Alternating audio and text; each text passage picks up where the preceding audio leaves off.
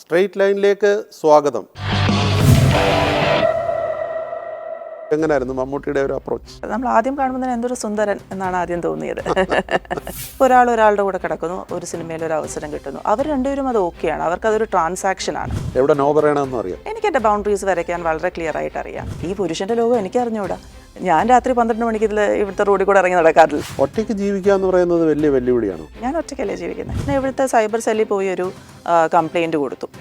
അപ്പം അവിടുത്തെ ഉദ്യോഗസ്ഥൻ്റെ ആദ്യത്തെ ചോദ്യം ഇതാണ്: ഇപ്പം മനസ്സിലായല്ലോ, സ്ത്രീകൾ ഇങ്ങനെയൊക്കെ ഫോട്ടോ ഒക്കെ ഇങ്ങനെ സോഷ്യൽ മീഡിയയിൽ ഇട്ട് കഴിഞ്ഞാൽ ഇങ്ങനെയൊക്കെ സംഭവിക്കും. എനിക്കിങ്ങനെ കണ്ണൊക്കെ ഉരുട്ടി ബുദ്ധിമുട്ടാണ് അങ്ങനെ അഭിനയിക്കാനായിട്ട്. അതുകൊണ്ട് തന്നെയാണ് ഞാൻ അപ്പോൾ വന്നപ്പോൾ ഞാൻ വിചാരിച്ചു വേണ്ട, സീരിയൽ ചെയ്യേണ്ട, സ്വന്തം കാലം നിൽക്കാനുള്ളൊരു കേപ്പബിലിറ്റി ഉണ്ടായതിനു ശേഷം മാത്രമേ ഈ വിവാഹം എന്നുള്ളൊരു സംവിധാനത്തിലേക്ക് പോകാൻ പാടുള്ളൂ. ലെസ്ബിയനിസം അംഗീകരിക്കുന്നുണ്ടോ പൊതുസമൂഹം നോക്കുമ്പോൾ? അല്ല, ഇന്നത്തെ ഒരു കാലത്ത് ഇതൊരു ടാബു സബ്ജക്റ്റ് ഒന്നുമല്ല. പ്രമുഖ ചലച്ചിത്ര നടിയും മാനേജ്മെൻറ്റ് പ്രൊഫഷണലും മാധ്യമപ്രവർത്തകയും കവയത്രിയുമായ ശ്രീമതി മീര നായരാണ് നമ്മുടെ ഇന്നത്തെ അതിഥി. നമസ്കാരം ശ്രീമതി മീര നായർ. നമസ്കാരം. ഇപ്പം നമ്മൾ ഇന്ന് ഈ സംസാരിക്കുന്ന വേളയിൽ കേരളത്തിൽ രാഷ്ട്രീയത്തിൽ ജ്വലിച്ചു നിന്ന VS അച്യുതാനന്ദൻ്റെ ശവസംസ്കാരമെല്ലാം ഇന്നലെ നടന്നു. VS എന്ന നേതാവിനെ എങ്ങനെയാണ് മീര കാണുന്നത്? മഹത്തായൊരു നേതാവായിരുന്നു, ജനങ്ങളുടെ ഹൃദയത്തിൽ ജീവിച്ചൊരു നേതാവായിരുന്നു.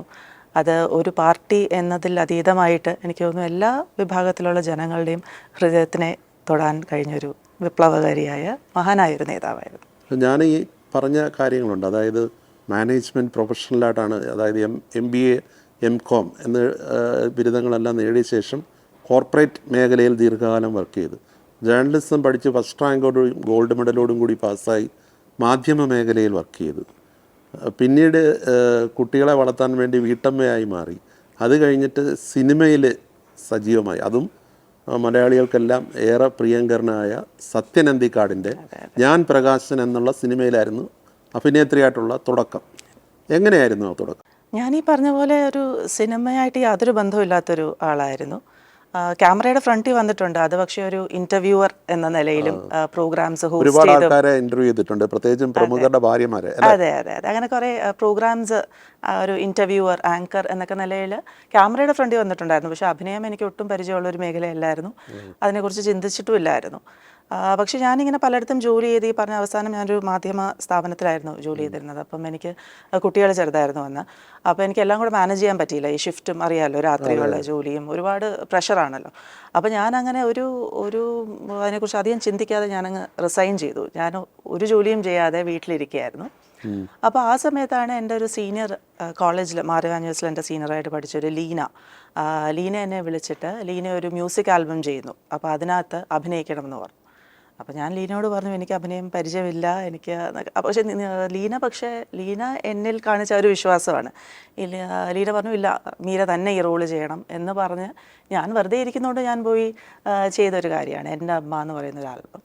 പക്ഷേ ഭാഗ്യവശാൽ അത് വളരെ മനോഹരമായിട്ട് അതിൻ്റെ മേക്കിംഗ് എല്ലാം കൊണ്ടും ഭംഗിയുള്ള പാട്ടും വിഷ്വൽസും ഒക്കെ ആയിട്ട് കൗമുദിൽ തന്നെ വർക്ക് ചെയ്ത ശ്രീകുമാറായിരുന്നു അതിൻ്റെ ക്യാമറ.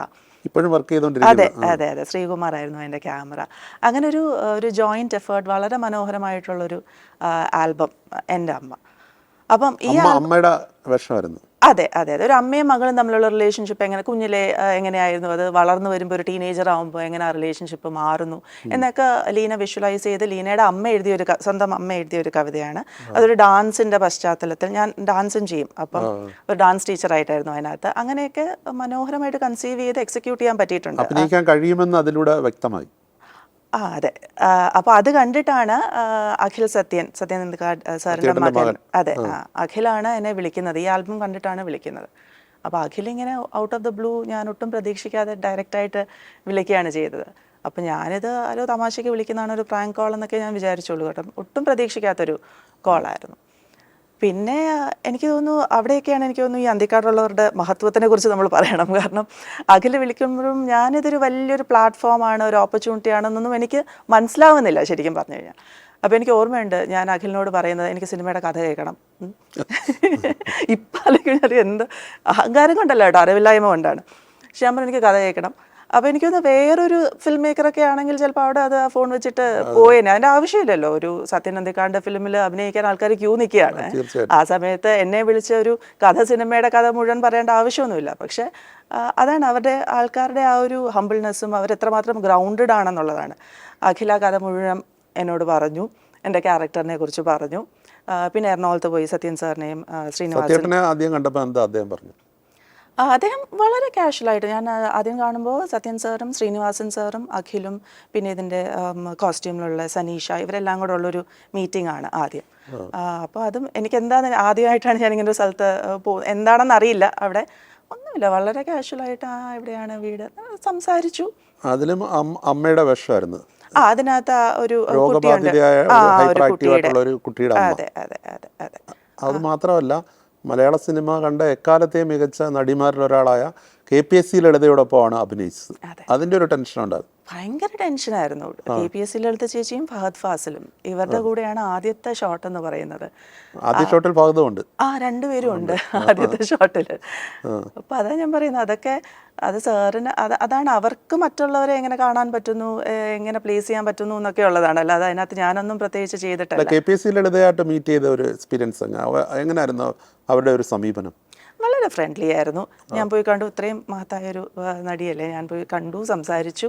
അതിനുശേഷം ആ സെറ്റ് വന്നു. എനിക്ക് ഓർമ്മയുണ്ട്, അതിനകത്തൊരു സീനിൽ ഇങ്ങനെ കുട്ടി മരിച്ചതിന് ശേഷം ഇങ്ങനെ ഇരിക്കുന്ന ഒരു വിഷമിച്ച് ഞാൻ ഇരിക്കുകയാണ്. അപ്പം KPSC ചേച്ചിയാണ് വന്ന് പറയുന്നത്, ഫഹദ് ഇങ്ങനെ വെയിറ്റ് ചെയ്യുന്നു കാണാനെന്ന്. അപ്പോൾ അതിനകത്ത് എങ്ങനെ ഇരിക്കണം, അതായത് ക്യാമറ വരുമ്പോൾ ഞാൻ ആ സീനിൽ ഇരിക്കുകയാണ്. അപ്പോൾ എനിക്കറിയില്ലല്ലോ എങ്ങനെ. അപ്പോൾ ആര് പറഞ്ഞു ഇങ്ങനെ ഇരിക്കാം ഇങ്ങനെ. അപ്പോൾ KPSC ചേച്ചിയാണ് പറഞ്ഞത്, അങ്ങനെയല്ല, നമ്മൾ വിഷമിച്ച് ഇങ്ങനെയാണ് ഇരിക്കുന്നത്, നമ്മൾ അത്രയും വിഷമം നമ്മുടെ ഉള്ളിലുണ്ട്, ആ മകളുടെ കാര്യം ഓർത്ത്. അപ്പം ചേച്ചി പറഞ്ഞു തന്ന ഒരു പോസാണത്. ഞാൻ ആ സിനിമയിൽ ഇപ്പോൾ കണ്ടത്. ആ രീതിയിൽ സിനിമയിൽ ഒരു എന്താ പറയുന്ന ഒരു ഗുരു അല്ലെ, ഒരു ഗുരുനാഥയുടെ ഒരു റോള് കൂടി KPSC ലളിതയ്ക്കുണ്ട്. വലിയൊരു പ്ലാറ്റ്ഫോമാണ്, ഇത്രയും വലിയൊരു പ്ലാറ്റ്ഫോം ആണെന്നൊക്കെ ഉള്ളത് ഞാൻ പതുക്കെയാണ് ശരിക്കും മനസ്സിലാവുന്നത്. അത് മാത്രമല്ല, ഫഹദ് ഫാസിൽ ഇപ്പൊ ഇന്ത്യയിലെ തന്നെ മികച്ച നടന്മാരിൽ ഒരാളാണ്. ഞാൻ KPSC ലളിതയുടെ കാര്യം പറഞ്ഞപ്പോൾ KPSC ലളിത ഇന്ത്യയിലെ മികച്ച നടിമാരിൽ ഒരാളാണ്. ഫഹദിന്റെ ഒരു എക്സ്പീരിയൻസ് എങ്ങനെയായിരുന്നു ഫഹദുമായിട്ടുള്ള? ഫഹദും വളരെ ഫ്രണ്ട്ലി ആയിരുന്നു. ഞങ്ങൾ അവിടെയുള്ളൊരു ഇൻട്രാക്ഷൻ വളരെ ലിമിറ്റഡ് ഇൻട്രാക്ഷൻ ആയിരുന്നു. ആ ഇൻട്രാക്ഷൻ വളരെ ഫ്രണ്ട്ലി, വളരെ നമ്മളെ കംഫർട്ടബിൾ ആക്കുന്ന രീതിയിൽ തന്നെയാണ്. അദ്ദേഹം വളരെ അനായാസേനയാണോ ഇതിലേക്ക് ഈ റോൾ പുള്ളി അഭിനയിക്കുന്നത് നോക്കി കണ്ടല്ലോ അല്ലേ? അതെ അതെ. അത് പ്രത്യേകിച്ച് ഞങ്ങളുടെ ഒരു സീൻ വളരെ ഇമോഷണൽ ആയിട്ടുള്ളൊരു സീനാണ്. ആ കുട്ടി മരിച്ചതിന് ശേഷമുള്ളൊരു സീൻ വളരെ ഇമോഷണൽ ആയിട്ടുള്ള സീനാണ്. വളരെ ക്വിക്കായിട്ട് അത് കണ്ണ് നിറഞ്ഞ് മനോഹരമായിട്ടത് ചെയ്തു. അതിന് തുടക്കം വളരെ ഗംഭീരമായിരുന്നു. വളരെ ഗംഭീരമായിരുന്നു. പക്ഷെ മീര പിന്നീട് ഞാൻ മനസ്സിലാക്കിയിടത്തോളം 20-ലധികം ചിത്രങ്ങളിൽ അഭിനയിച്ചു. അതെ. അതിൽ പുലിയാട്ടം എന്നുള്ള സിനിമയിലെ റോള് വളരെ ശ്രദ്ധേയമായിരുന്നു. അതിനെ കുറിച്ചൊന്ന് പറയാം. മേരി എന്നല്ലേ? മേരി. അതെ അതെ. അത് നല്ലൊരു ക്യാരക്ടറായിരുന്നു. സുധീർ കരമനയായിരുന്നു എൻ്റെ പേര് ആ സിനിമയിൽ. അദ്ദേഹം പുലി ജോസ്. അതെ അതെ, പുലി ജോസ് ആണ് അദ്ദേഹം. പുലി ജോസിൻ്റെ ഭാര്യയാണ് ഈ മേരി. അപ്പോൾ അതും ഒരു ഇമോഷണൽ ഇതിലൂടെ ട്രാവൽ ചെയ്യുന്നതാണ്. അവരുടെ കുട്ടി മരിച്ചു പോകുന്നു, ഈ പുലിക്കളിക്കിടയ്ക്ക് തീ പിടിച്ച് മരിക്കുകയാണ്. അപ്പോൾ അങ്ങനെ അദ്ദേഹം ആൽക്കഹോളിക് ആവുകയാണ്. അപ്പോൾ അവരതിനെ ഒരുപാട് സ്നേഹമുണ്ട് ഭർത്താവിനോട്, പക്ഷെ ഉള്ളിൽ കുറച്ച് ദേഷ്യവുമുണ്ട്, കുഞ്ഞു മരിക്കുന്നു, അതിൽ കൂടെ എല്ലാം ഇമോഷൻസിൽ കൂടെ ട്രാവൽ ചെയ്യുന്ന. പിന്നെ വേറൊരു കൈൻഡ് ഓഫ് ഒരു കൊല്ലം കൂടാണ് ഞങ്ങളത് ഷൂട്ട് ചെയ്തത്. അതെ അതെ അതെ. വളരെ സാധാരണ ഒരു വീട്ടിൽ, പൊട്ടിപ്പൊളിഞ്ഞൊരു വീട്ടിൽ ജീവിക്കുന്ന, വെള്ളയപ്പം ചുട്ട് ജീവിക്കുന്ന, അത് വിറ്റ് അതിൽ നിന്ന് കിട്ടുന്ന പൈസ കൊണ്ട് കുടുംബം മുന്നോട്ട് കൊണ്ടുപോകുന്ന അത്തരത്തിലുള്ളൊരു ക്യാരക്ടറായിരുന്നു. ഒരു കഥാപാത്രം കിട്ടുമ്പോൾ അതിനെ കൂടുതൽ മെച്ചപ്പെടുത്താൻ ഒരു ഹോംവർക്ക് ചെയ്യാറുണ്ടോ? ബേസിക്കലി ആ സ്ക്രിപ്റ്റ് വായിക്കുക, എൻ്റെ ഡയലോഗ്സ് എല്ലാം ഞാൻ പഠിക്കാറുണ്ട്. എനിക്ക് പ്രോംപ്റ്റിങ് ഇഷ്ടമല്ല, എനിക്ക് എൻ്റെ ഡയലോഗ്സ് പഠിക്കണം നിർബന്ധമുണ്ട്, അത് ഞാൻ ചെയ്യാറുണ്ട്. പിന്നെ ഡയറക്ടറിനോട് സംസാരിച്ച് എന്താണ് അവരെങ്ങനെയാണ് അതിനെ കൺസീവ് ചെയ്ത്, അതെ അതെ, അത് നമ്മൾ ഡെലിവർ ചെയ്യാൻ ശ്രമിക്കുക എന്നുള്ളതാണല്ലോ. ഈ സാറാസ് എന്നുള്ളൊരു ചിത്രത്തിൽ അഭിനയിച്ചു. അതിലെനിക്ക് തോന്നുന്നു ഫെമിനിസത്തെ സപ്പോർട്ട് ചെയ്യുന്ന ക്യാരക്ടറാണോ? ഫെമിനിസം ആണോ എന്ന് എനിക്കറിയില്ല. സാറാസിലെ അഞ്ജലി എന്നാണ് തോന്നുന്നു കഥാപാത്രത്തിന്റെ പേര്. അവരൊരു സിനിമാ നടിയായിരുന്നു. അതിനുശേഷം കല്യാണം കഴിച്ചതിന് ശേഷം അവർ വീട്ടിൽ ഒന്നും ചെയ്യാതെ വീട്ടിലിരിക്കുന്നു. അപ്പം സാറ വന്ന് അവരെ വലിയൊരു സിനിമാ നടിയായിരുന്നു, തിരിച്ച് സിനിമയിലേക്ക് വിളിക്കുന്നു. അപ്പം ഭർത്താവ് എന്ന് പറയുന്ന, ഞങ്ങൾ അത്യാവശ്യം ഫ്രീഡം ഒക്കെ കൊടുക്കുന്ന കുടുംബമാണ്, വേണമെങ്കിൽ ഇതിലൊന്ന് അഭിനയിച്ചോളൂ എന്ന് ഭർത്താവ് പറയുന്നു. അങ്ങനെ അവർ തിരിച്ചു വരികയാണ്. അതൊരു വളരെ സ്വീറ്റ് ആയിട്ടുള്ള ചെറിയൊരു ക്യാരക്ടറാണ്, പക്ഷെ വളരെ ഒരു സ്വീറ്റ് ആയിട്ടുള്ള ഒരു നല്ലൊരു ക്യാരക്ടറാണ്. സീരിയലിൽ ആദ്യം അഭിനയിച്ചിരുന്നു തോന്നുന്നു. ആദ്യമല്ല, ഇടയ്ക്കാണ് ആദ്യം ചെയ്ത്. കൊറോണ സമയത്താണ് വരുന്നത് സീരിയലിലേക്ക്. അതെ അതെ. ഞാനൊരു 3-4 സിനിമ, എനിക്കൊന്ന് ഞാൻ പ്രകാശൻ, പ്രീസ് കുഞ്ഞൽതോ, അങ്ങനെ 3-4 സിനിമകളിൽ അഭിനയിച്ചതിന് ശേഷമാണ്, ആ കൊറോണ സമയത്താണ് സീരിയൽ ചെയ്യുന്നത്.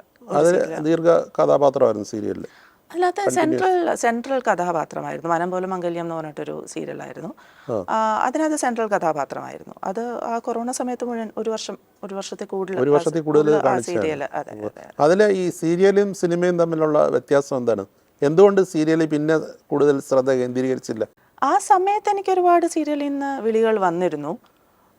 പക്ഷേ ഞാൻ വിചാരിച്ചു സിനിമകൾ ചെയ്യാം എന്ന് വിചാരിച്ചു. കാരണം സീരിയലിൻ്റെ ഗുണം എന്തെന്ന് വെച്ച് കഴിഞ്ഞാൽ ഒരു ആക്ടറിന് അതൊരു സ്ഥിര വരുമാനമാണ്, ഒരു സ്ഥിര തൊഴിലാണ്. ഇപ്പോൾ ഒരു ഗവൺമെൻറ് ജോലിയൊക്കെ കിട്ടുന്ന പോലെയാണ്. നമുക്കറിയാം ഇത്ര ദിവസത്തെ ജോലിയുണ്ട്, ഇത്ര ദിവസത്തെ വേതനമുണ്ട് എന്നറിയാം. അതാണ് അതിൻ്റെ ഒരു ഗുണം. പക്ഷേ സീരിയലിൻ്റെ ആക്ടിങ്ങിൻ്റെ സെൻസിബിലിറ്റി ഡിഫറെൻ്റ് ആണ്. ഇപ്പം അത് എന്തുകൊണ്ടാണ് അങ്ങനെയെന്ന് എനിക്കറിയില്ല. പക്ഷേ ഒരു ഓഡിയൻസിന് വളരെ ലൗഡായിട്ടാണ് സീരിയൽ നമ്മളെപ്പോഴും കാണുന്നത്. അതിൻ്റെ കോസ്റ്റ്യൂംസ് ആയാലും അതിൻ്റെ ബാക്ക്ഗ്രൗണ്ട് ഇങ്ങനെ വരുന്ന മ്യൂസിക് ആയാലും അതിനകത്ത് അഭിനയിക്കുന്നവരായാലും എല്ലാം ലൗഡാണ്. അങ്ങനെയാണ് അതിനെ പ്ലേസ് ചെയ്തിരിക്കുന്നത്. അപ്പം എനിക്ക് നാച്ചുറലായിട്ട് വരുന്നൊരു അഭിനയം അതല്ല. ഞാനത് ഒരുപാട് എഫേർട്ട് ഉണ്ട്. എനിക്കിങ്ങനെ കണ്ണൊക്കെ ഉരുട്ടി ബുദ്ധിമുട്ടാണ് അങ്ങനെ അഭിനയിക്കാനായിട്ട്. അപ്പം അതിൻ്റെ സെൻസിബിലിറ്റി എൻ്റെ സെൻസിബിലിറ്റി അല്ല. അതുകൊണ്ട് തന്നെയാണ് ഞാൻ അപ്പോൾ വന്നപ്പോൾ ഞാൻ വിചാരിച്ചു വേണ്ട, സീരിയൽ ചെയ്യേണ്ട എന്ന് വിചാരിച്ചു. പിന്നീട് ഓഫർ വന്നിട്ടും അത് ചെയ്തില്ല. പക്ഷെ കഴിഞ്ഞ ഒരു വർഷമായിട്ട് ഞാൻ വെറുതെ വീട്ടിയിരിക്കുകയാണ്. ഒരൊറ്റ സിനിമയിൽ പോലും അഭിനയിച്ചിട്ടില്ല. എനിക്കൊന്ന് മീര ഇപ്പോഴും മീരയുടെ ഉള്ളിലുള്ള ഒരു വീട്ടമ്മ, അല്ലെങ്കിൽ മീരയുടെ ഒരു കുലീനത, അല്ലെങ്കിൽ വന്ന് അങ്ങനെ ആരുടെങ്കിലും പോയി അവസരങ്ങൾ ചോദിക്കാനുള്ള മടി, ഇതൊക്കെ സിനിമയിൽ റോളുകൾ കിട്ടാൻ ആവശ്യമാണെങ്കിൽ അതെല്ലാം വേണ്ടെന്ന് വെക്കുന്നത് എന്ത്? അല്ല, ഈ പറഞ്ഞ പോലെ കുലീനതയാണോ മൂരാച്ചിത്തരമാണോ എനിക്ക് അറിഞ്ഞൂടാ. പക്ഷെ എനിക്ക് ബുദ്ധിമുട്ടാണ് അങ്ങനെ ഒരാൾ ഇങ്ങനെ ചേസ് ചെയ്യാൻ, അല്ലെങ്കിൽ എനിക്ക് ബുദ്ധിമുട്ടാണ്. കാരണം എനിക്ക് തോന്നുന്നു ബേസിക്കലി ആ ഒരു ഇക്വേഷൻ മാറുന്നു.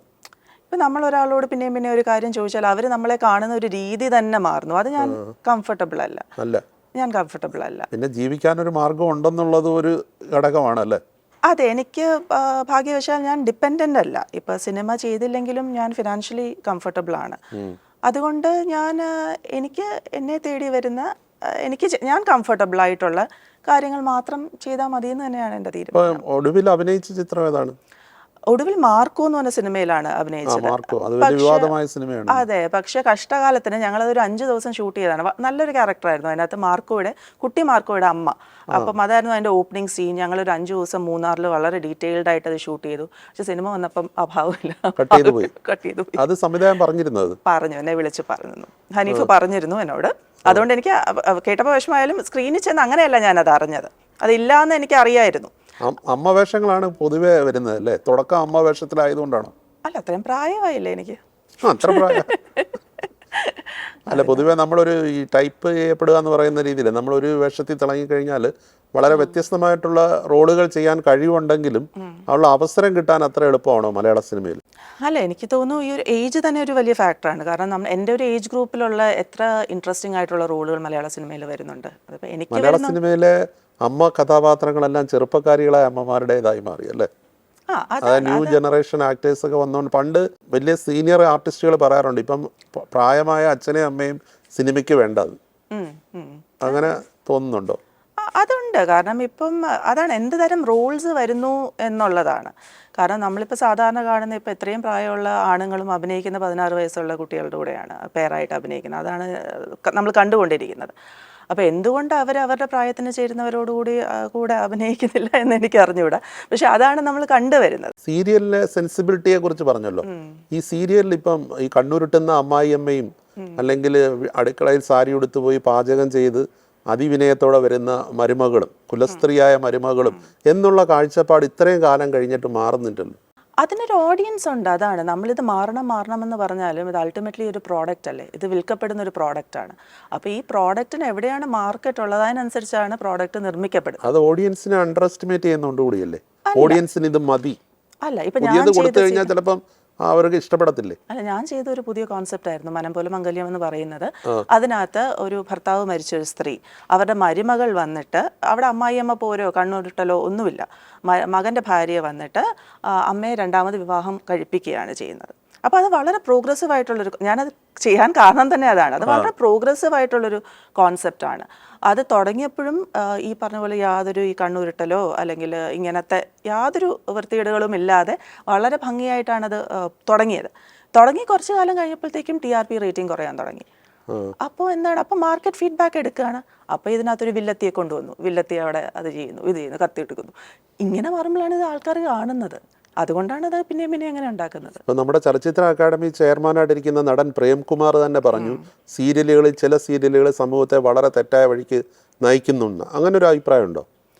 തെറ്റായ വഴിക്ക് നയിക്കുന്നുണ്ടോ എന്ന് ചോദിച്ചാൽ ഇത് ആൾക്കാർ അത് വളരെയധികം സ്വാധീനിക്കപ്പെടുന്നില്ലേ? സ്വാധീനിക്കുന്നുണ്ട്. കാരണം ഇത് എന്നും ഒരു സിനിമ പോലെ അല്ല, എന്നും ഇങ്ങനെ അവരുടെ വീട്ടിലേക്ക് കയറി ചെല്ലുന്ന ഒരു കാര്യമാണ്. അത് കണ്ട് കണ്ട് കണ്ട് ശരിയാണ് സ്വാധീനിക്കുന്നത്. മലയാളിയുടെ സെൻസിബിലിറ്റിയെ തന്നെ വഴിതിരിച്ചു വിടുന്ന രീതിയിലേക്ക് അല്ലേ? ഉണ്ട് ഉണ്ട് ഉണ്ട് ഉണ്ട്. ഇപ്പൊ പ്രീസ്റ്റ് എന്നുള്ള സിനിമയിൽ അതുല്യ നടൻ മമ്മൂട്ടിയുടെ ഒപ്പമായിരുന്നു. പക്ഷെ അതിലൊരു മരിച്ചു കിടക്കുന്ന വേഷവും അല്ലേ?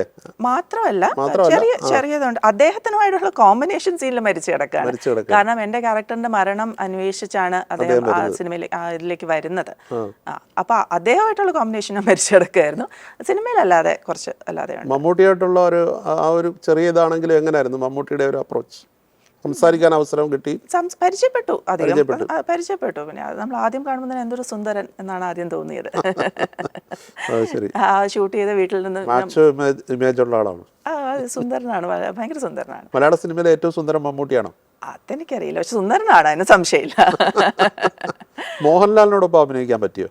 ഇല്ല, ഞാൻ അദ്ദേഹത്തിന് ഇന്റർവ്യൂ ചെയ്തിട്ടുണ്ട് ഒരിക്കൽ, മാധ്യമപ്രവർത്തകൻ എന്ന നിലയ്ക്ക്. ഒരു ഓണം സ്പെഷ്യൽ ഒരു ഇന്റർവ്യൂ ഒരു ചാനലിന് വേണ്ടിയിട്ട് ഞാൻ ഇന്റർവ്യൂവർ എന്ന നിലയ്ക്ക് അദ്ദേഹമായിട്ട് ചെയ്തിട്ടുണ്ട്.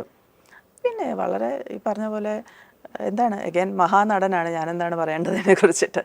അദ്ദേഹത്തോടൊപ്പം അഭിനയിക്കാൻ ആഗ്രഹമില്ലേ? അവസരം കിട്ടിയാൽ തീർച്ചയായിട്ടും അഭിനയിക്കും. ഇപ്പം ഒരു വർഷമായിട്ട് പുതിയ റോളൊന്നും ഇല്ലെന്ന്, പക്ഷേ ഇപ്പം കമ്മിറ്റ് ചെയ്ത ഏതെങ്കിലും ചിത്രങ്ങളുണ്ടോ? ഇപ്പോൾ ഒരു സിനിമ കറന്റ്ലി തിയേറ്റേഴ്സിലുണ്ട്. അതൊക്കെ ഞങ്ങൾ കഴിഞ്ഞ വർഷം ഷൂട്ട് ചെയ്തതാണ്. സീ ഓഫ് ലവ്, കടലോളം സ്നേഹം. അതെ, എനിക്ക് തോന്നുന്നു അതൊരു ലെസ്ബിയനിസം എന്നുള്ളതാണെന്ന് തോന്നുന്നു അതിന്റെ കണ്ടന്റ്, പ്രമേയം. അതെ, അതിലെന്താണ് വേഷം? അത് ഒരു സ്ത്രീയാണ്, രണ്ട് സ്ത്രീകൾ തമ്മിലുള്ള പ്രണയം പറയുന്ന ഒരു സിനിമയാണ്. അതിനകത്തെ ഒരു സ്ത്രീയാണ് എൻ്റെ കഥാപാത്രം. മലയാളികൾ അത്തരം തീമുകൾ പിന്നെ ഇഷ്ടപ്പെടുവോ? അല്ലെങ്കിൽ അവർ അതിനെ ആ ഒരു കപട മുഖമുള്ള ആൾക്കാരാണ് ചില മലയാളികൾ എന്ന് പൊതുവെ പറയാറുണ്ട്, കപട സദാചാരം. അന്നേരം ഇത്തരം ഒരു പ്രമേയം, അതായത് ലെസ്ബിയനിസം അംഗീകരിക്കുന്നുണ്ടോ പൊതുസമൂഹം നോക്കുമ്പോൾ? അല്ല, ഇന്നത്തെ ഒരു കാലത്ത് ഇതൊരു ടാബു സബ്ജക്റ്റ് ഒന്നും അല്ല, ആൾക്കാർക്ക് അറിയാവുന്നൊരു സബ്ജക്റ്റാണ്. പിന്നെ ഒരു ഫാമിലി ഓഡിയൻസ് എന്ന് ഉദ്ദേശിച്ചത് ഈ ഒരു പെർട്ടിക്കുലർ സിനിമയിൽ ഇതിൻ്റെ ഒരു ഫിസിക്കൽ റിലേഷൻഷിപ്പ് അല്ല ഇവിടെ എക്സ്പ്ലോർ ചെയ്തിരിക്കുന്നത്. ഇത് വളരെ ക്ലീൻ ആയിട്ട് എടുത്തിട്ടുള്ള രണ്ട് സ്ത്രീകൾ തമ്മിലുള്ള ഇമോഷണൽ കണക്ട്, അവരെങ്ങനെ ഒറ്റപ്പെട്ടു പോകുന്നു അവരുടെ ജീവിതത്തിൽ. ഫിസിക്കൽ കണക്ട് ഇല്ല, ഫിസിക്കൽ കണക്ട് ഉണ്ട്, പക്ഷെ അത് സിനിമയിൽ കാണിച്ചിട്ടില്ല. ആ ഒരു ആസ്പെക്ട് എക്സ്പ്ലോർ ചെയ്തിട്ടില്ല. വളരെ സട്ടിലായിട്ട് യാതൊരു ഇന്റിമേറ്റ് സീൻസോ അല്ലെങ്കിൽ എന്തെങ്കിലും എക്സ്പോഷർ വരുന്ന സീൻസോ ഒന്നും ഈ പെർട്ടിക്കുലർ സിനിമയിലില്ല. അതുള്ളതൊരു തെറ്റാണെന്നല്ല ഞാൻ പറയുന്നത്, പക്ഷേ ഈ ഒരു പെർട്ടിക്കുലർ സിനിമയിൽ അതല്ല എക്സ്പ്ലോർ ചെയ്തിരിക്കുന്നത്. ഈ ഒരു തമ്മിലൊരു ഇമോഷണൽ കണക്ട്, ഒറ്റപ്പെട്ടു പോകുന്ന രണ്ട് സ്ത്രീകൾ തമ്മിലുള്ളൊരു സ്നേഹം, ഒരു ബന്ധം എങ്ങനെ. രണ്ട് ക്യാരക്ടറിൽ ഒരാളാണ്. അതെ അതെ അതെ. അത് കഥാപാത്രം ജയന്തി അല്ലേ? ജയന്തി. എതിരെ അഭിനയിച്ചതാരായിരുന്നു? ദിൽഷ പ്രസന്നൻ എന്ന് പറഞ്ഞിട്ട് ബിഗ് ബോസിന്റെ ഒക്കെ വിന്നറായിരുന്നു. ദിൽഷയാണ് മറ്റേ ക്യാരക്ടർ ചെയ്തത്. ആ ഒരു പ്രമേയം, പക്ഷേ ഈ സിനിമ ഇപ്പോൾ തിയേറ്ററിൽ ഓടുന്നതുകൊണ്ട് ഞാൻ അതിനെക്കുറിച്ച് പറയുന്നില്ല. പക്ഷെ ആ ഒരു സിനിമ, ഇത്തരം സിനിമകൾ മുന്നോട്ട് വയ്ക്കുന്ന പ്രമേയങ്ങൾ, അല്ലെങ്കിൽ ഈ ഒരു സമൂഹത്തിൽ വന്ന് ഇപ്പോൾ ട്രാൻസ്ജെൻഡേഴ്സിൻ്റെ കാര്യം എടുത്താലും ഇപ്പോഴും ഒരു കേരളീയ സമൂഹത്തിന് അതിനെയൊക്കെ അംഗീകരിക്കാൻ ഒരു മടിയുള്ളതായിട്ട് തോന്നിയിട്ടുണ്ട്. ഒരു മാധ്യമ പ്രവർത്തക കൂടി ആയിരുന്നുകൊണ്ട് ചോദിച്ചു. അതെ, കാരണം നമ്മൾ സാധാരണ നോർമൽ എന്ന് ഡിഫൈൻ ചെയ്യുന്ന ഒരു ചട്ടക്കൂട്ടിൽ പെട്ടവരല്ലല്ലോ ഇവര്. അപ്പോൾ അതൊരു ഡിഫറെൻ്റ് ആയിട്ടുള്ളൊരു കാര്യം അക്സെപ്റ്റ് ചെയ്യാൻ എപ്പോഴും നമുക്ക് ബുദ്ധിമുട്ടാണ്. പക്ഷേ അതുകൊണ്ടാണ് നമ്മൾ ഇത്തരം സിനിമകൾ എടുക്കുന്നത്, ഇതിനെക്കുറിച്ച് സംസാരിക്കുന്നത്. ഇന്നത്തെ യൂത്തിന് ഇതൊരു ഭയങ്കര ഒരു പുതിയ കാര്യം ആണെന്ന് എനിക്ക് തോന്നുന്നില്ല. അവർ ജെൻഡർ ഫ്ലൂയിഡിറ്റിയെക്കുറിച്ചും ഒക്കെ സംസാരിക്കുന്ന ആൾക്കാരാണ്, അറിവുള്ള ആൾക്കാരാണ്. അതിനൊക്കെ മുന്നിലുള്ള ആൾക്കാർക്കായിരിക്കും ഇതൊക്കെ ഒരു കാൻ ഫിലിം ഫെസ്റ്റിവൽ അവാർഡ് കിട്ടിയ blue is the warmest colour. ഇതുപോലുള്ള വളരെ പ്രശസ്തരായ രണ്ട് നടിമാർ, അവർക്ക് രണ്ടുപേർക്കുമായിരുന്നു മികച്ച അഭിനേത്രിമാർക്കുള്ള അത്തവണത്തെ കാൻ പുരസ്കാരം പോലും. അതിപ്പം മലയാളത്തിൽ ഈ കഴിഞ്ഞ IFFKയിൽ ശോഭന പടിഞ്ഞാറ്റതിൽ എന്ന സംവിധായകയുടെ ഒരു ചിത്രവും വന്നു. ഇത്തരം പ്രമേയങ്ങൾ പരീക്ഷിക്കാൻ ഒരു ധൈര്യക്കുറവുള്ളതായിട്ട് തോന്നുന്നുണ്ടോ സംവിധായകർക്ക്? ഇല്ല, അതുകൊണ്ടാണല്ലോ ഇത്തരം സിനിമകൾ ഇപ്പൊ വരുന്നത്. ഇപ്പൊ നമ്മൾ കാതൽ ഒരു വളരെ കുറച്ചേ ഉള്ളൂ. കാതൽ എന്നുള്ള സിനിമ, പക്ഷേ അതിന്റെ അതൊരു വലിയ ടേണിംഗ് പോയിന്റ്. അതെ അതെ, ഒരു മെയിൻ സ്ട്രീം. അതെ, ശ്രീ മമ്മൂട്ടി അത് ചെയ്തു എന്നുള്ളതാണ് അതിന്റെ ഒരു ഏറ്റവും ഡിഫറെന്റ് ആയിട്ടുള്ള അതുല്യമായ അഭിനയമാണ്.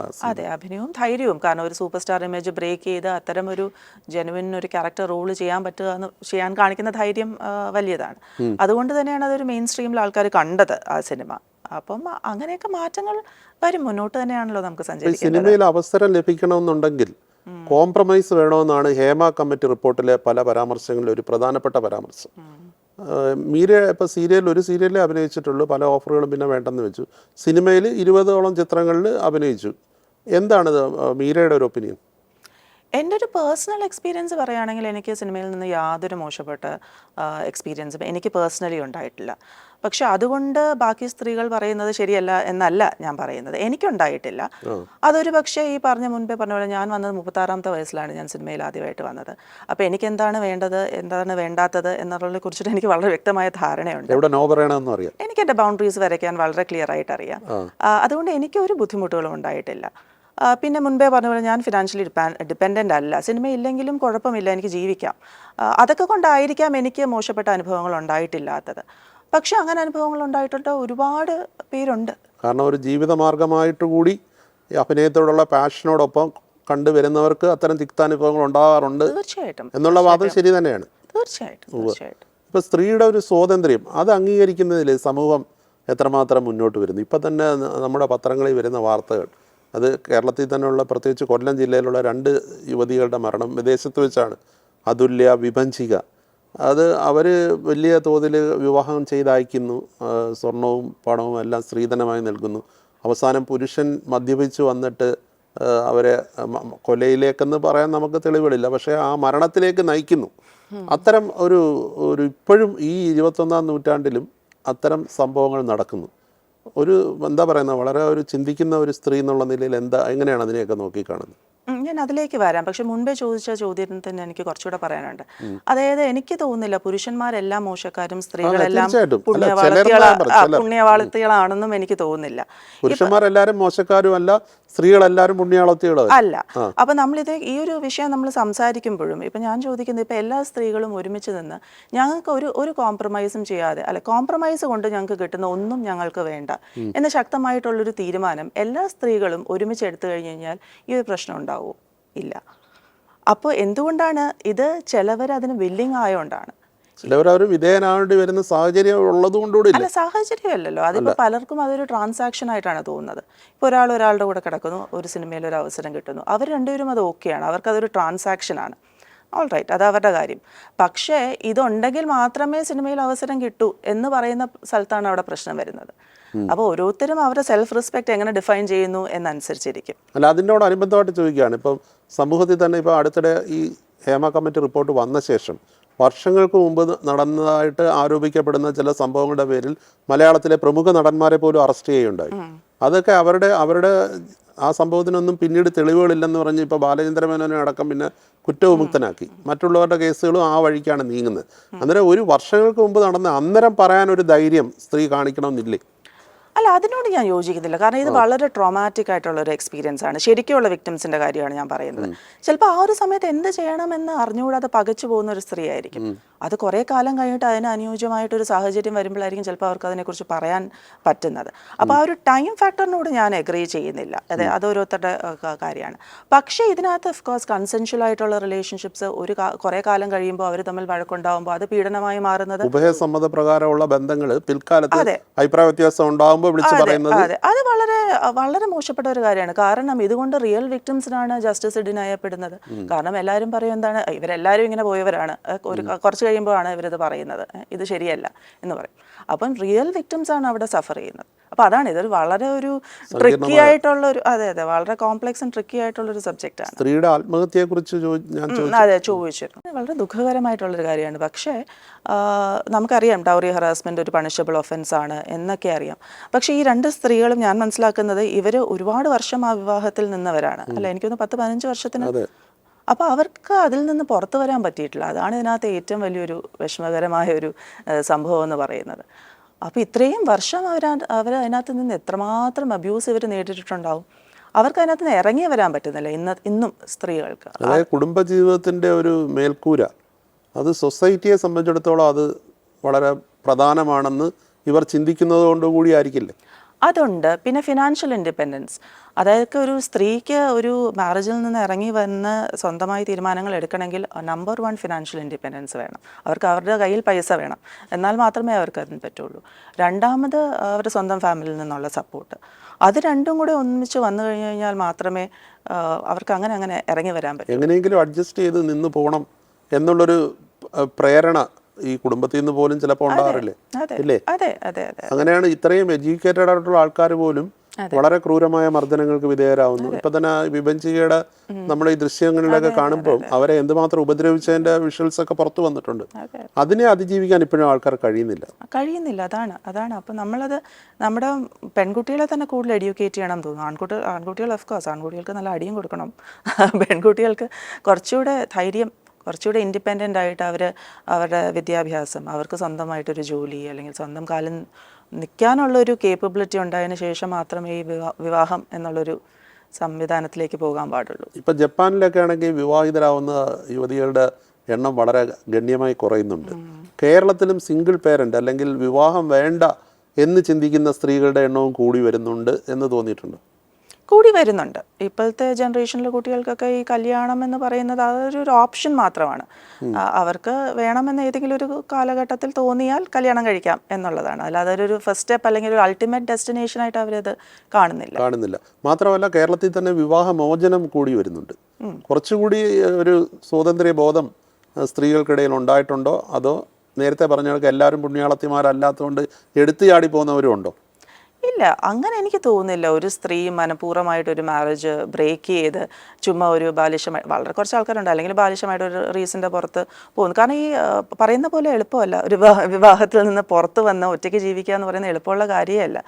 അപ്പോൾ എനിക്കൊന്ന് നിവർത്തിയേട് കൊണ്ട് മാത്രമേ ആ ഒരു സ്ത്രീ ആ ഒരു പോയിന്റിൽ എടുക്കേണ്ടി വരും. വിവാഹം കഴിക്കാൻ വേണ്ടി കാമുകന് കഷായത്തിൽ വിഷം ചേർത്ത് കൊടുത്ത ആൾക്കാരുടെ ഉണ്ട്. ശരിയാണ്. ഒറ്റയ്ക്ക് ജീവിക്കുക എന്ന് പറയുന്നത് വലിയ വെല്ലുവിളിയാണോ? ഞാൻ ഒറ്റയ്ക്കല്ലേ ജീവിക്കുന്നത്. സമൂഹത്തിന്റെ സംശയത്തിന് സമൂഹം എന്ന് പറയുന്നത് ഏതാനും വ്യക്തികളുടെ കാര്യമല്ല. എല്ലാവരും ഭൂരിഭാഗം ആൾക്കാരും നന്നായിട്ട് പെരുമാറുന്നവരും പ്രവർത്തിക്കുന്നവരുമാണ്, ആണുങ്ങളായാലും സ്ത്രീകളായാലും. പക്ഷേ ഈ ഒരു ഒറ്റയ്ക്ക് ജീവിക്കുന്ന സ്ത്രീയെ പൊതുസമൂഹം എപ്പോഴും സംശയദൃഷ്ടിയോടെ വീക്ഷിക്കും. എന്താണ് സംശയം? എന്തെങ്കിലും സംശയം അവർക്ക് ഒരു പക്ഷേ അവരുടെ താല്പര്യങ്ങൾക്ക് അനുസരിച്ച് അവർ പെരുമാറാത്തതുകൊണ്ടാകാം, അല്ലെ അവരുടെ ഇംഗിത താല്പര്യം. എപ്പോഴും ഈ ഒരു കപട സദാചാരം അല്ലെ അങ്ങനെ ഒരു മുഖം പൊതുവെ മലയാളികൾക്കിടയിലില്ലേ? അതുണ്ട്, നമുക്ക് എല്ലാവർക്കും ഉണ്ടല്ലോ. നമ്മളെല്ലാവരും മാസ്ക് ഇട്ട് ജീവിക്കുന്ന മനുഷ്യരാണല്ലോ, എല്ലാവരും ഹിപ്പോക്രറ്റിക്കലാണ്. പക്ഷെ ഒറ്റയ്ക്ക് ഒരു സ്ത്രീ ജീവിക്കുമ്പോൾ അവരതൊന്നും മൈൻഡ് ചെയ്യേണ്ട ആവശ്യമില്ലെന്നാണ് എൻ്റെ അഭിപ്രായം. അത്രയും ഒരു ബോൾഡ് ആയിരിക്കണം.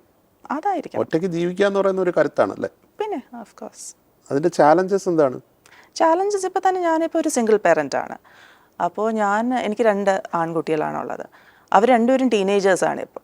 അപ്പം ഞാൻ ശരിക്കും പറഞ്ഞ ഒരു ഡിഫിക്കൽട്ട് ഫേസിൽ കൂടെയാണ് യാത്ര ചെയ്തത് സിംഗിൾ പേരൻറ്റിങ്ങിൻ്റെ. അപ്പം അവരും ടീനേജേഴ്സാണ്. അവരും ഒരു വലിയൊരു ലോകം നെഗോഷിയേറ്റ് ചെയ്തുകൊണ്ടിരിക്കുകയാണ്. അവർ കുട്ടികളിൽ നിന്ന് പുരുഷന്മാർ ആയിക്കൊണ്ടിരിക്കുകയാണ്. ഈ പുരുഷൻ്റെ ലോകം എനിക്ക് അറിഞ്ഞുകൂടാ. ഞാൻ രാത്രി 12 മണിക്ക് ഇവിടുത്തെ റോഡിൽ കൂടെ ഇറങ്ങി നടക്കാറില്ല. എനിക്ക് പേടിയാ. ഞാൻ ഇറങ്ങി നടക്കാറില്ല രാത്രി.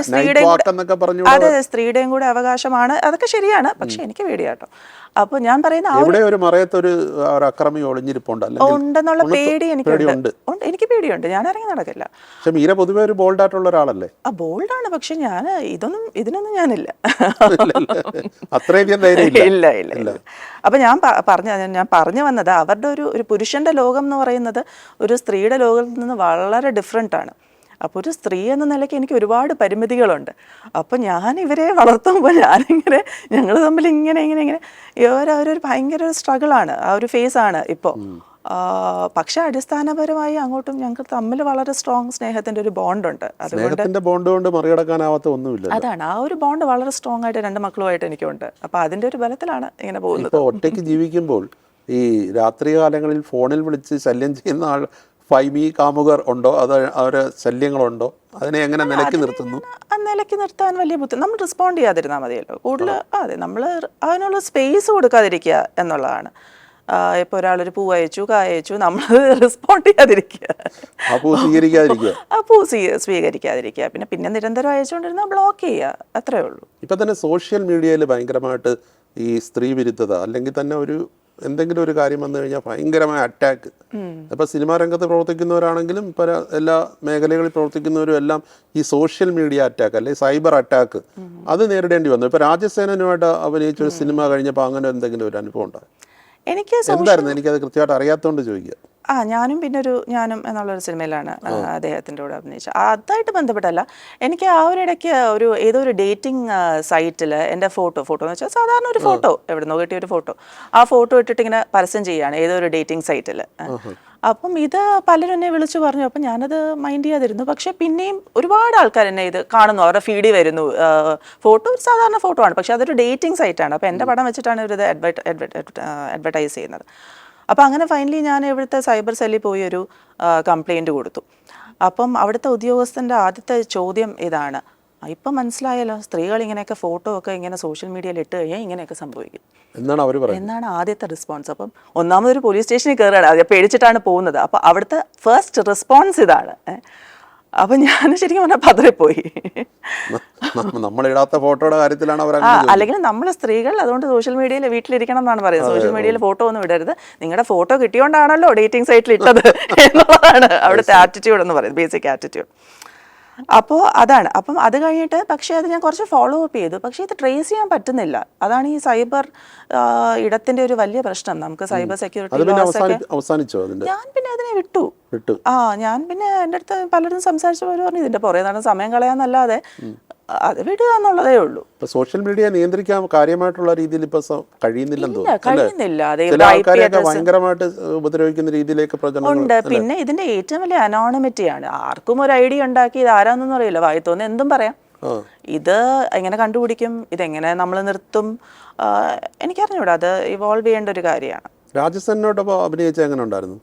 അദ്ദേഹം വളരെ ഒരു അക്ലെയിംഡ് വെറ്ററൻ ഡയറക്ടറാണല്ലോ. അദ്ദേഹത്തിൻ്റെ കൂടെ അഭിനയിച്ചപ്പോൾ എനിക്ക് ഏറ്റവും ഇഷ്ടപ്പെട്ടത് അദ്ദേഹത്തിൻ്റെ കൃത്യനിഷ്ഠതയാണ്. അദ്ദേഹം ആദ്യം വരും സെറ്റിൽ, രാവിലെ സെറ്റിൽ അദ്ദേഹമാണ് ആദ്യം എത്തുന്നത്. പിന്നെ ഓരോ ഷോട്ടും പ്ലാൻഡ് ആണ്.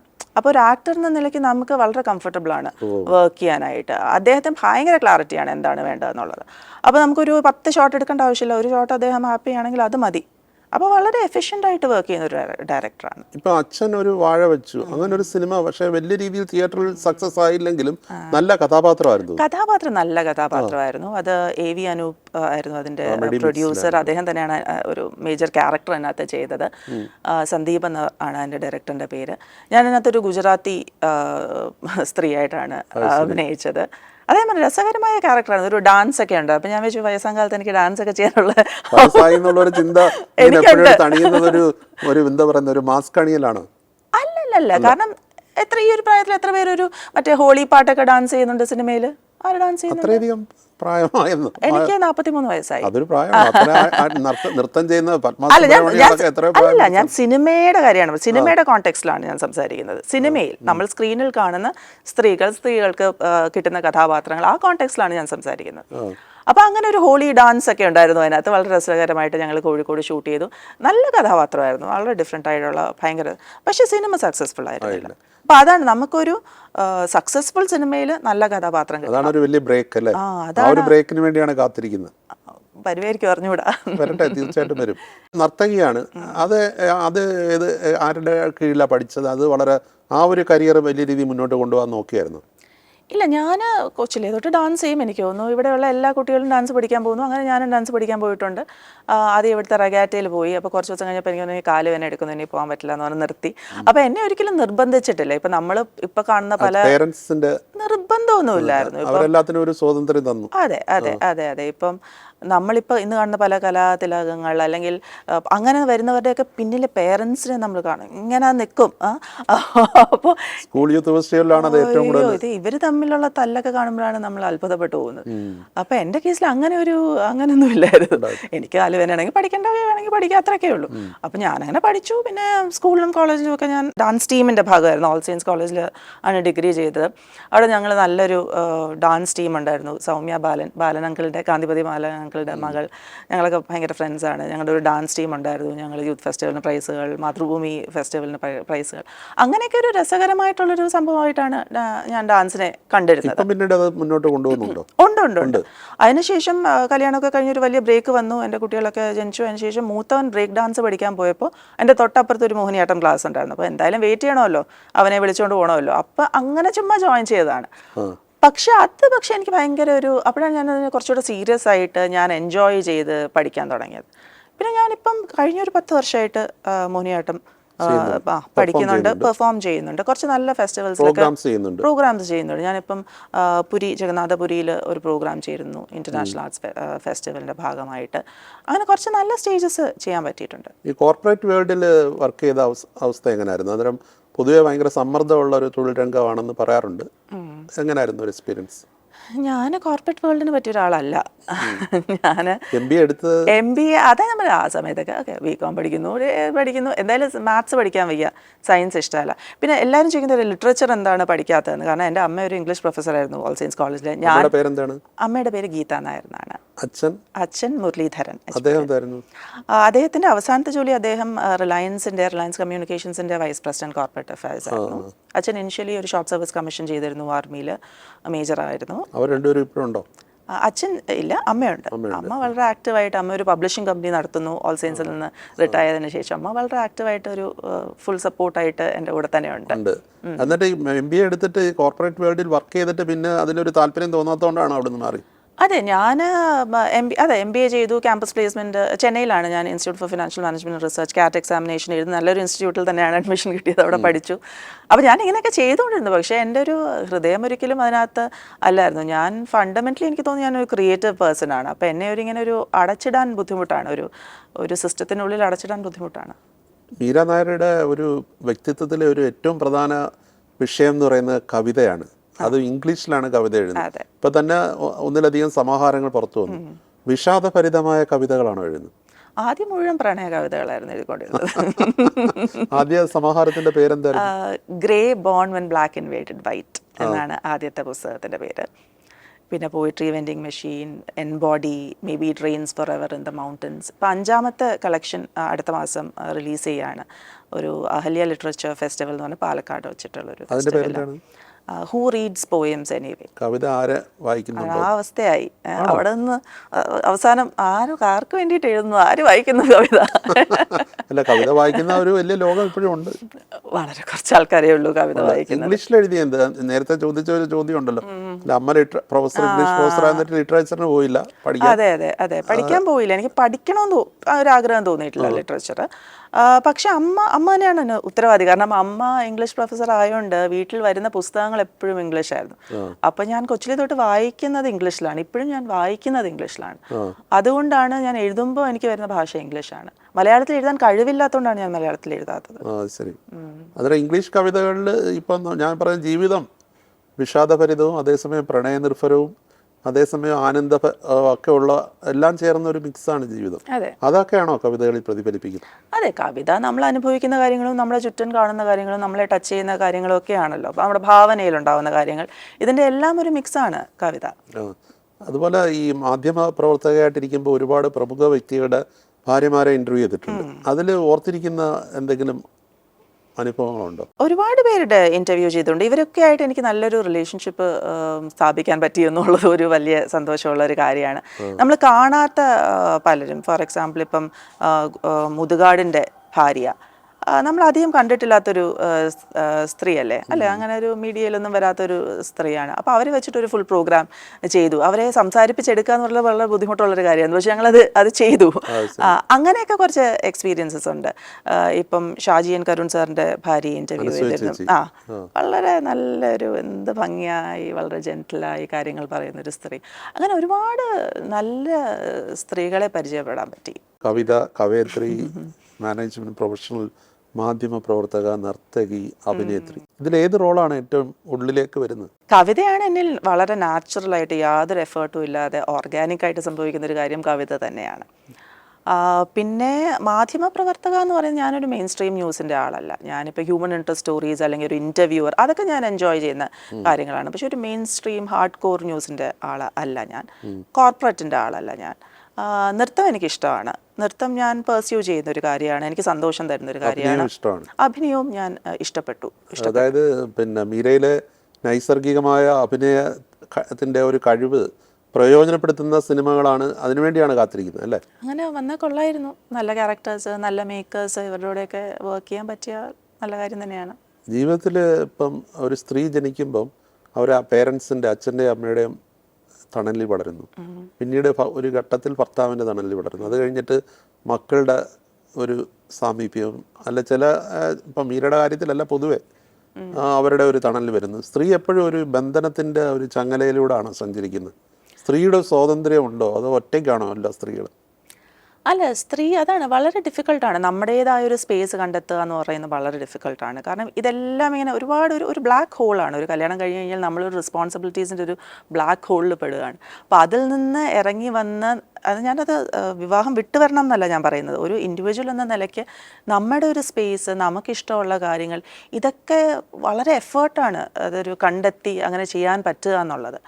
അപ്പം അതാണ് അതിനകത്തൊരു കഷ്ടകാലം. ഒരു കുറേ കഴിയുമ്പോഴായിരിക്കും ഇതെല്ലാം മക്കൾ പോകുമല്ലോ. മക്കളെ നമുക്ക് എപ്പോഴും നമ്മുടെ കൂടെ പിടിച്ചിരുത്താൻ പറ്റില്ല. മക്കൾ പോകേണ്ടവരാണ്, അവർ അങ്ങനെ തന്നെ വേണം.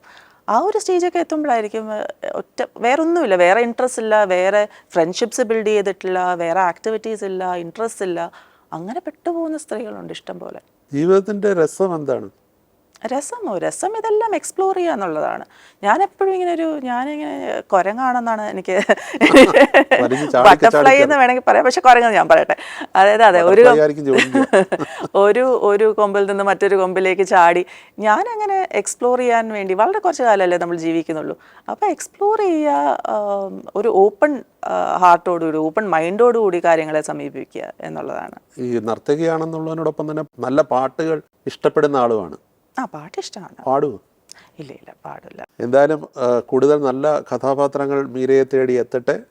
നല്ലൊരു നടി, ഇപ്പം തന്നെ നല്ല നടിയെന്ന് ഇതിനോടകം തന്നെ എസ്റ്റാബ്ലിഷ് ചെയ്തു കഴിഞ്ഞു. കൂടുതൽ മികച്ച വേഷങ്ങളിലൂടെ മലയാളി പ്രേക്ഷകരെ കൂടുതൽ എന്താ പറയുന്നത്, അവരുടെ എല്ലാം പ്രിയപ്പെട്ട ഒരു നടിയായി മാറാൻ അവസരം ഉണ്ടാകട്ടെ. എല്ലാ ആശംസകളും. Thank you.